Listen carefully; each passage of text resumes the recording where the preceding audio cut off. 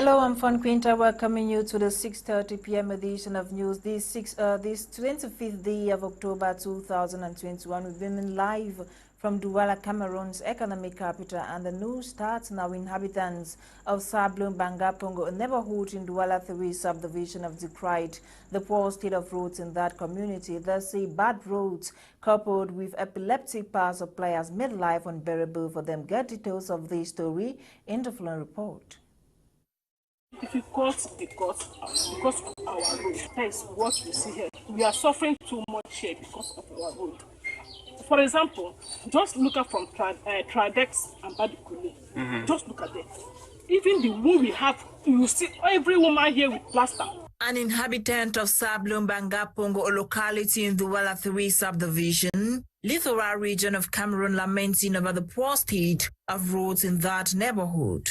Residents of Sablon Bangapongo say they have been abandoned with little or no developmental projects to boast of, thus making life unbearable for them. These 6 years now I came to Bangapongo, our road here is very bad. And this here is very difficult. Even to, when we go and buy, even something that you buy and eat with your children, our own benefit will go out of transport.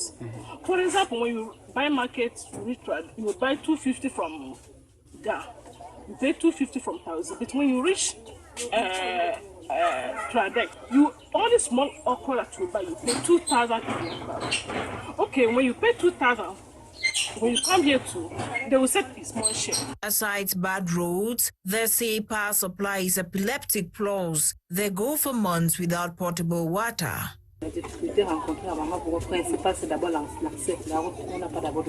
Our main problem here is the road. Without good roads, it's difficult to come here. We are traders, as you can see. For a small bag to get here, we spend at least 2,500 francs to 3,000 francs.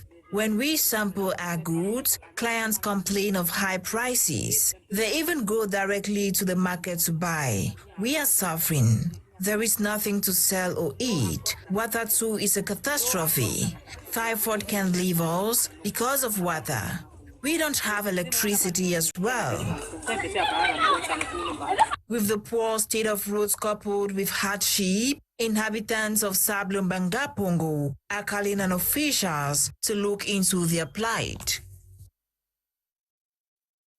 Still ahead, Human Rights Watch has denounced the use of a military court to try civilians accused of having a hand in the October 24 Kumba massacre. Audrey Zaza read through the release and equally revisits the Kumba school killing 1 year after the attack. Her report. 1 year after the Kumba school massacre, in which 7 children were killed and at least 13 others injured in the southwest region by unidentified men who stormed the school premises with motorbikes, the non-governmental organization Human Rights Watch has called the trial of civilians on the case a sham trial. In a note published by the organization, the senior Africa researcher Ilaria Aligrozi states that victims of the massacre have the right to expect an effective investigation and for those responsible to be brought to justice in a fair trial. According to her, Cameroonian authorities seem to have railroaded people into a sham trial before a military tribunal with a predetermined outcome crowned with the imposition of the death penalty, which is unlawful under international human rights law. The criticism comes after a trial held between December 2020 and September 7, in which 12 people were tried by the military court in Boye. The 12 defendants included the school owner, principal, and 4 teachers. 4 were found guilty of terrorism, secession, hostility against the fatherland, murder, possession of illegal arms and ammunition, and insurrection, and sentenced to death on September 7, 2021. 4 others were sentenced to 5 months in jail and a fine of 50,000 francs CFA for failing to report terrorism threats from separatist fighters. The court acquitted 4 others. In addition to the use of military tribunal to try civilians, the trial, according to the organization, was marred by procedural irregularities violating the rights of the accused. As a reminder, on October 24, 2020, gunmen stormed Mother Francisca Bilingual Academy, a school in Kumba's Fiango neighborhood. No one claimed responsibility of the killings, but many blamed armed separatists who have called for a boycott of education in the restive regions of the country since 2017. President Paul Biya had declared October 31 as a day of national mourning with flags flown all day. The 7 victims of the massacre, Che Telman Chang, Ngemong Princess, Victory Kamibong, Ngamini Munge Remy, Anamingim Jennifer, and Zakame Chema were laid to rest on November 5, 2020 at the Kumba Amusement Park. The incident had sparked widespread condemnation.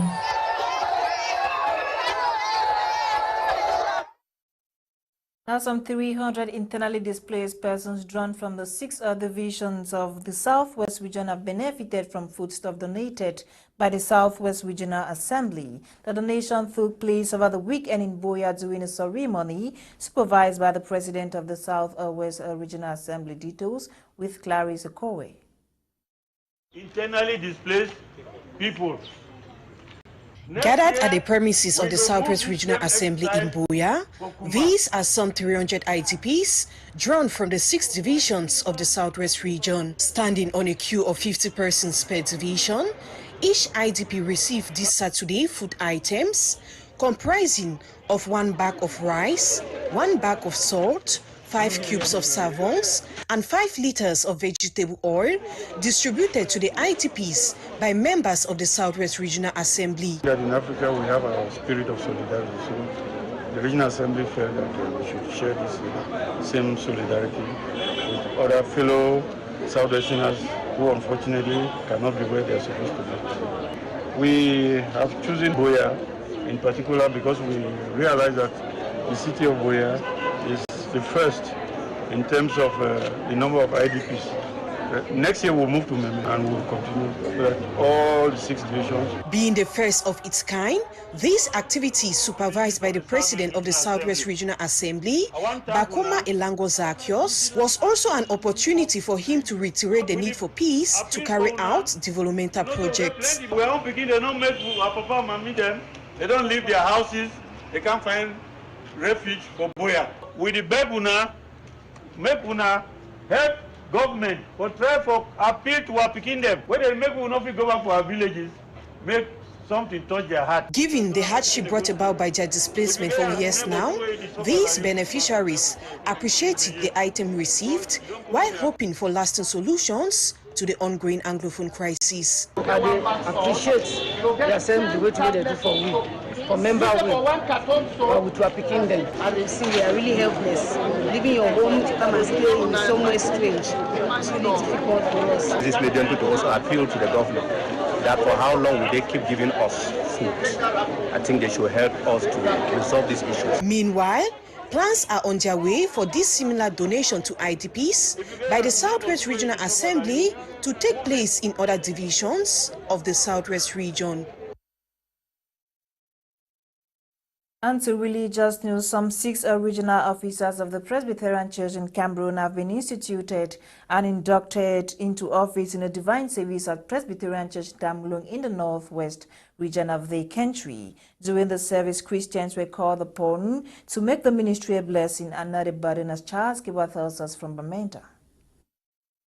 6 regional officers of the Presbyterian Church in Cameroon in the northwest were Sunday, October 24th in a divine service at PCC Tamnjong instituted and inducted into office by the PCC Secretary Committee of the Ministry. The event graced by various movements of the PCC in Tamnjong, including Christians who turned out amidst College of Pastors preaching from the Gospel of Mark 9 verses 14 to 29 on the theme Pray and Fast for Your Deliverance. The PCC Secretary Committee of the Ministry, Reverend Emmanuel Bassam Masok, empowering the officials to take off having tested their offices, urged them to take time to do their work, respect hierarchy, know the mission of the church and be part of that mission, optimize idle resources and leave their institutions with self-sustainability, preach unity, peace and justice, and let their leadership be a blessing and to others. It's a crisis moment, but Christ is seen most and felt most in times of difficulties. They have a special mandate to go out there and serve in their little corner, light the candle, so that the totality of our services may console our people, bring peace to our fatherland, and reclaim our nation for Jesus Christ. On the other hand, the Reverend Masok called on the Christians to make the ministry a blessing and not a burden. Pray and fast for the deliverance of Cameroon and the deliverance from the power of the devil. A witness to the love, the compassion of God in Jesus Christ and by the power of the Holy Spirit. That is their mandate. I have asked them to fast and to pray for the deliverance of the land, for the deliverance from the power of evil and danger. The induction officers reaffirmed their commitment, assured they will enhance the growth and prospect of the PCC and draw many to Christ.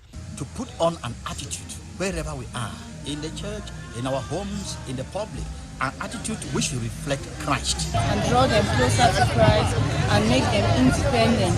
And so I'll be doing nothing less than organizing seminars and bringing women for retreat purposes, leadership purposes, so that they can study and train them on income-generating lessons so that they will be able to be doing something and not only depending on their husband and then. At the end of the event, gunmen invaded the PCC in Tamnjong church premises, abducted the chairlady of the congregation to an unknown destination. Now, members of the Cameroon Community Media Network CCM and Lithuania chapter held their network meeting today, Monday, October 25 in Douala, during which pertinent issues pertaining the growth of the network and members were tackled. Eileen Summer was there and now reports. The meeting that brought together members of the CCM and Lithuania branch today falls under the last Peace Journalism and Conflict Resolution project of the PCC Peace Program for the year 2021. The peace journalists who have distinguished themselves in the media landscape in Cameroon by promoting the restoration of peace through their reporting, brainstormed on how to do their job better, bringing in their quota in community development. Regina Liengo Etaka, coordinator of the CCM and Lithuania chapter, highlights the focus of the day. We usually take a topic which is sensitive and edify our members on. We try to educate them on how to do reports to help promote peace in our society. And today the topic for discussion was on reporting on gender-based violence. We came out with this topic because of recently in the Lithuania region we realized that there is a lot of gender-based violence that is going on. Gender-based violence is on the increase. We find women being raped, young girls being raped, and even men are also victims of gender-based violence because most often psychologically traumatized by their wife, which plays a great role, which also affects them intellectually. Mbako Jude reiterated the importance of situational analysis to the network and in conflict resolution in the country. It sounds like an old song, but there are different angles to gender-based violence that many people, many reporters especially, are discovering on the field. And how do we handle such situations that we report these issues to the people without creating more harm on victims and stakeholders involved? We also had time to look at the Lithuania region as a whole, the four divisions of the Lithuania region, and Douala in particular, scout out some of these issues that are creating possible conflicts in the city and see how we can bring them to the limelight, educate the population, create awareness to stakeholders. The meeting offered an opportunity for members to update their knowledge and skills in tackling sensitive reports on gender-based violence. As a participant, I learned a lot today concerning gender-based violence, especially the do's and don'ts concerning reporting on gender-based violence. I noticed that I made a lot of mistakes anytime I reported on the issue. For instance, gave the name of the victim, the age, and even the location.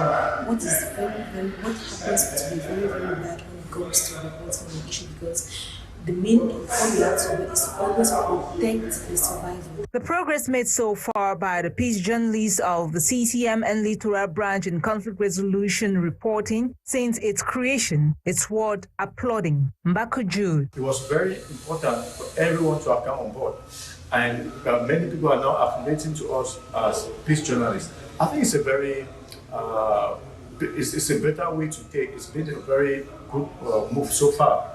As a peace journalist, I've been able to do reports just out of the mindset of reporting, but teaching my stories in a way that develops society and the people getting the information more. The exchanges between the members of the network and its executive boiled down into a practical exchange on situational analysis, which crowned the event. Eileen Summer reporting the now a two-day conference geared towards creating awareness on breast cancer has been organized by the Prudential Beneficiary Insurance in partnership with the Stanley Ena Foundation and the PACHA. The event, which falls in line with Pink October, took place in Douala as Nolinga tells us. The month of October unfolds, individuals, stakeholders, and non-governmental organizations continue to join efforts with governments in raising awareness on breast cancer, not only in women, but in men alike.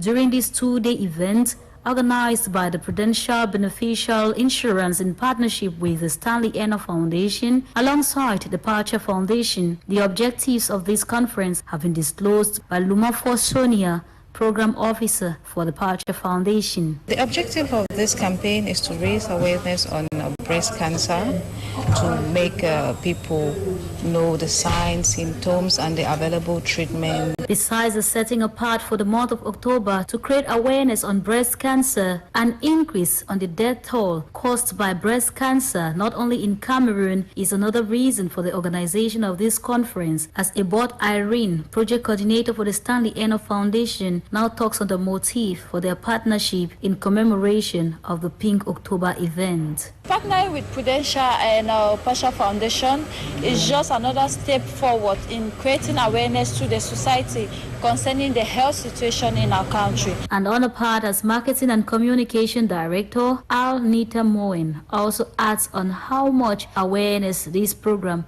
is going to create on the mindsets of participants. Our purpose is to help people to get most of life. The two-day event, which started with the creation of awareness of breast cancer, has ended up with free screening conducted on participants against the fast-growing ill. And the World Health Organization estimates 1 out of 10 patients die due to avoidable infections gotten while receiving treatment at the hospital. Bokengo, what it tells us about infection prevention in the following report. With an estimated 2 to 10 million bacteria living on the palm of the hand, being harbored underneath the fingernails and between the fingers, infections acquired during medical care in healthcare facilities are a major problem for global health. Worldwide, hospitals acquired infections range from viral, fungal, bacteria, taking the lives of over 17 million people yearly. Although the use of personal protective equipment is the most visible control measure used by healthcare workers to prevent the spread of infection, yet it is only one of the IPC measures and should not be relied on as a primary prevention strategy. With the COVID-19 pandemic crisscrossing the globe, infection prevention and control for healthcare providers and facilities is paramount now more than ever. Many healthcare workers have acquired COVID-19 infections in countries in the region. Therefore, all healthcare facilities should provide immediate special attention to implement successful infection prevention and control programs to prevent healthcare-associated transmission of novel coronavirus from patient to patient, from patient to healthcare worker, or from healthcare worker to patient. Though infections can be highly prevented, Dr. Maha encourages hospital health to implement measures such as hospital directors need to assign full-time hospital IPC teams to develop and supervise implementation of hospital IPC policies and procedures, as well as training of healthcare workers on IPC measures. Therefore, applying standard precautions for all patients, such as hand hygiene, distancing, respiratory hygiene for the patient, separation of patients with respiratory symptoms from others in a well-ventilated waiting room, environmental cleaning, and appropriate waste management is essential. It should be borne in mind that the Center for Disease Control estimates up to 80% of all infections are transmitted by the hands. Being an integral part of public health and safety, Infection Prevention Awareness Week 2021-6 to promote hand hygiene in all its facets, highlight the importance of environmental hygiene, promote safety cultures, guidelines and surveillance, as well as encourage the next generation to join the fight against infection prevention. In Bokengo, what this report on infection prevention concludes the 6:30 p.m. edition of News on My Media Prime Television. Coming up next is Prime Hour with Kum Leonard and his team. My name is Fon Quinter. Thank you for watching. Good night.